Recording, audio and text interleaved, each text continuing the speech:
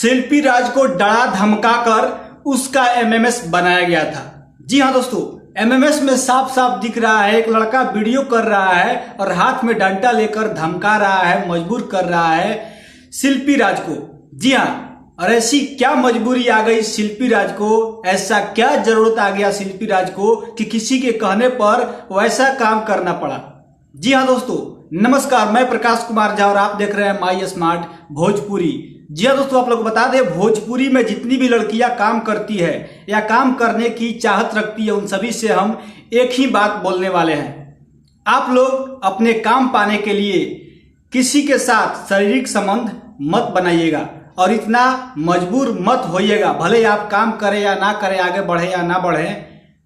अगर आप किसी से प्यार मोहब्बत करते भी हैं तो एक लिमिट में कीजिए और कैमरा के सामने ये सब काम मत कीजिए, नहीं तो यही हालत होगा जो शिल्पी राज के साथ हुआ है।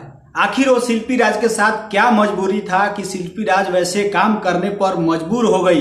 अब तो इसका जवाब शिल्पी राज ही देगी। लेकिन दोस्तों, आप लोग को बता दें, भोजपुरी में अक्सर सुना जाता है कि लड़कियों का शोषण होता है, और ये बात सही है दोस्तों।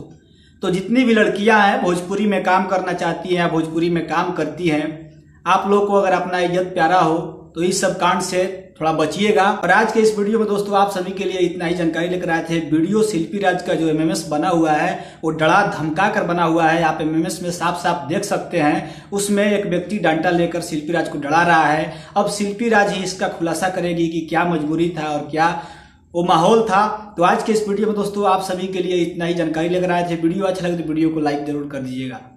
नमस्कार।